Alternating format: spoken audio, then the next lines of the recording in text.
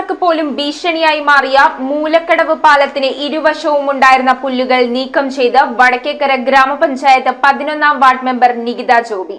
മുറവൻതുരുത്ത് കോൺഗ്രസ് കമ്മിറ്റിയുടെ സഹകരണത്തോടെയാണ് പുല്ലുവെട്ടി നീക്കം ചെയ്തത്.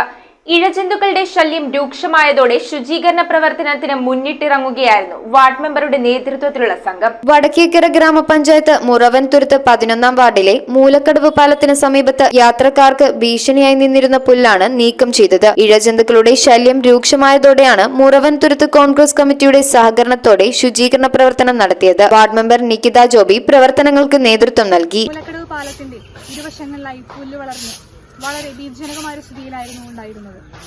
ഇഴജന്തുക്കളുടെ ശല്യം മൂലം കാൽനട യാത്രക്കാർ വളരെയധികം ക്ലേശമാണ് അനുഭവിച്ചുകൊണ്ടിരുന്നത്. അതുപോലെ തന്നെ വാഹനങ്ങൾ കടന്നുപോകാനും വളരെ ബുദ്ധിമുട്ടുള്ള ഒരു അവസ്ഥയായിരുന്നു.